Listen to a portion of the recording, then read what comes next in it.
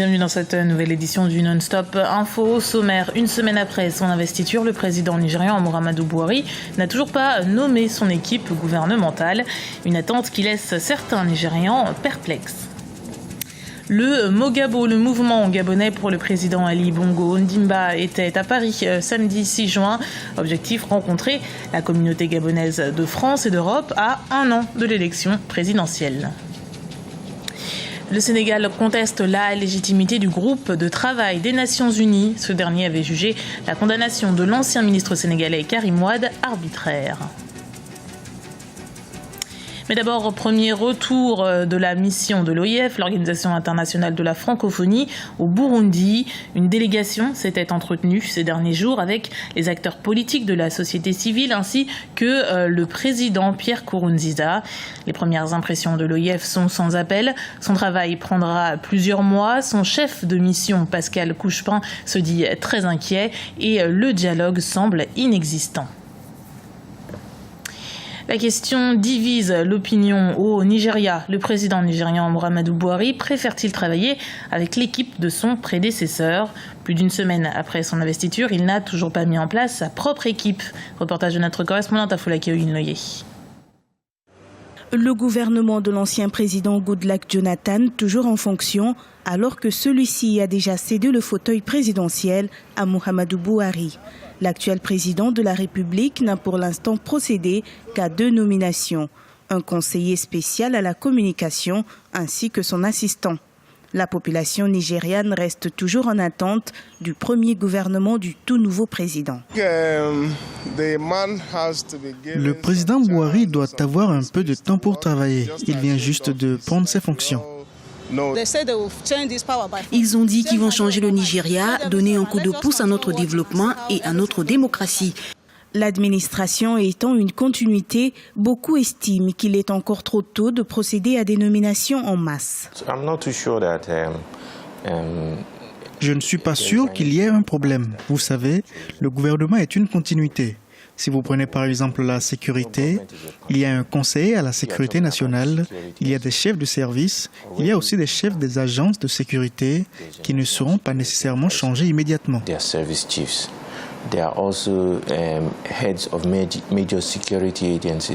Le président Muhammadu Buhari a été investi le 29 mai 2015. Il a déjà effectué des visites à ses homologues du Niger et du Tchad. La question de la lutte contre le terrorisme est la principale raison de ses déplacements. Le Mogabo, le mouvement gabonais pour Ali Bongo Ondimba, commençait sa campagne présidentielle samedi 6 juin à Paris. Plusieurs personnalités du gouvernement gabonais étaient présentes, dont la présidente du Sénat. Objectif, séduire la diaspora gabonaise à un an de l'élection présidentielle. Awa Barkala. C'est à Paris, le samedi 6 juin, que le mouvement gabonais pour Ali Bongo Ondimba, le Mogabo, a choisi de rencontrer la communauté gabonaise de France et d'Europe pour la 4e causerie citoyenne. De nombreuses hautes figures du gouvernement gabonais ont fait le déplacement pour échanger avec leurs concitoyens de la diaspora. Le but était également de promouvoir et de défendre les actions du gouvernement pour le Gabon émergent. Le mouvement gabonais pour Ali Bongo Ondimba souhaite donc expliquer à tous que dans cette vision, Ali Bongo Ondimba est bel et bien sur la voie qu'il s'est tracée, qu'il a réalisé un certain nombre de choses bonnes pour le pays et que donc il faut lui permettre de continuer son action pour pouvoir réaliser l'ambition qu'il s'est fixée pour l'horizon 2025. L'objectif du Mogabo vise à dialoguer, entretenir et pérenniser la proximité avec la diaspora qui, de son côté, est venue en nombre exposer ses attentes, ses questions et ses préoccupations. On a besoin d'avoir une politique claire du Mogabo. Parce que bon, là, il nous faut comprendre que c'est un mouvement citoyen. Car ça ne tienne, c'est des représentants du système politique. Donc ils ont également un devoir d'explication sur tout ce qui concerne la chose politique. Nous avons des besoins, nous souhaitons participer à la construction de notre pays. Ça veut dire quoi? Ça veut dire que nous avons également des propositions et que nous avons besoin de travailler en bonne intelligence avec eux. Et pour ce qui est du climat social de ces derniers temps au Gabon, je pense que les amis du mouvement du président Ali Bongo Ondimba ont compris la nécessité de discuter avec les Gabonais, d'échanger avec eux et de prendre le ressenti de tous les Gabonais, qu'ils soient à l'étranger ou au niveau national. Et je pense que c'est un espoir. Aspirant à créer une nouvelle dynamique dans le contact avec les citoyens, le mouvement gabonais pour Ali Bongo Ondimba, créé en mai 2015, a annoncé avoir rencontré près de 3000 Gabonais et ne compte pas en rester là. Nouveau rebondissement dans l'affaire Karim Wade, l'ancien ministre sénégalais emprisonné pour enrichissement illicite. La détention de l'ancien ministre a été déclarée arbitraire par le groupe de travail de l'ONU sur la détention arbitraire. Après l'avis favorable du groupe de travail des Nations Unies sur l'affaire Karim Wade, sa défense a très vite exigé sa libération. Ella Tinjai.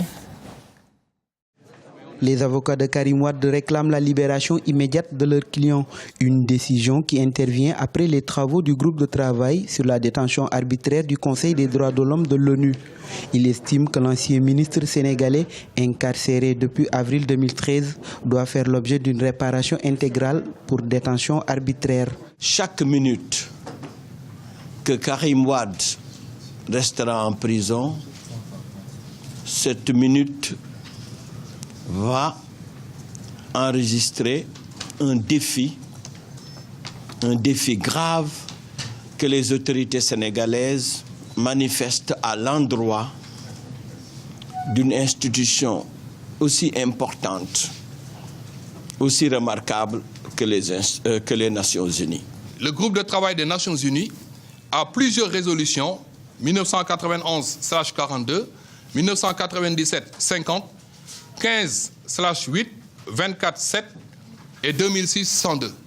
C'est par ces mandats et ces résolutions que le groupe de travail agit au nom et pour le compte de l'Organisation des Nations Unies. Le porte-parole du gouvernement conteste la légitimité de ce groupe de travail. Selon Omar Youm, l'avis de ce groupe n'est que consultatif. Il est clairement dit dans la fiche d'information numéro 26 qui encadre la mission et l'exercice de la mission du groupe de travail que ce groupe de travail n'est pas là pour se substituer aux juridictions nationales, particulièrement les juridictions d'appel. Et tout le monde sait que le cas de Karim Wade a dépassé la phase de détention. Nous sommes dans une phase d'emprisonnement justifiée par une décision de justice régulièrement rendue par les juridictions souveraines de l'État du Sénégal. Donc je pense que dans ce contexte, rendre un avis de cette nature pour dire que la détention de Karim Wade est une détention arbitraire me paraît être quand même extrêmement osé. Parmi les griefs retenus par le groupe de travail de l'ONU, la durée abusive de la détention préventive de Karim Wade. Le collectif des avocats de l'ancien ministre souhaite aujourd'hui une application complète des recommandations du groupe de travail des Nations Unies. Quand des pièces artisanales marocaines s'exportent jusque dans les grandes enseignes de mode internationales, c'est l'itinéraire que parcourent certaines chaussures en raffia confectionnées dans les villes marocaines de Salé, Mohamedia et Essaouira. Et signe que la coopération sud-sud fonctionne aussi dans ce domaine, la matière première provient de Madagascar. Emmanuel Milimono. Le Maroc est certes réputé pour son huile d'argan et sa production de safran, mais il l'est également pour ses fabricants de chaussures en raffia. Ces chaussures soigneusement conçues à la main sont destinées notamment aux marchés européens et américains. Douces et malléables, les chaussures en raffia sont traditionnellement fabriquées dans 3 villes marocaines, Salé, Mohamedia et Essaouira. Les principaux fabricants sont essentiellement des femmes. La concentration et le travail minutieux qu'elles exigent fait qu'il faut toute une journée pour tisser une paire de chaussures, tandis qu'une conception plus complexe pourrait prendre jusqu'à 2 ou 3 jours. Le raffia, un produit naturel, sans éléments artificiels. Il est recommandé notamment par des médecins, car il est excellent et sain et ne nuit pas aux pieds. L'activité est florissante et rapporte tant aux fabricants qu'aux revendeurs. Les chaussures en raffia s'avèrent très prisées sur le marché local et international. Les ateliers situés dans cette ville marocaine reçoivent de nombreuses demandes venant de l'étranger, selon Sana et Taïfi, qui gèrent un magasin de vente de chaussures d'été en raffia à Essaouira. Il y a une forte demande et nous recevons beaucoup de commandes de grands magasins et de grandes maisons de mode.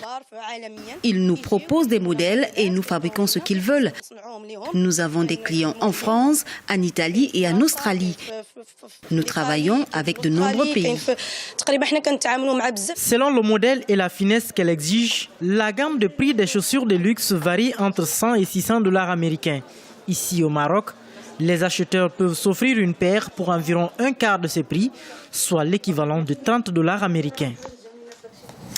C'était le journal de la rédaction. Merci de l'avoir suivi. Retrouvez dans un instant une nouvelle édition du Non-Stop Info sur Africa 24.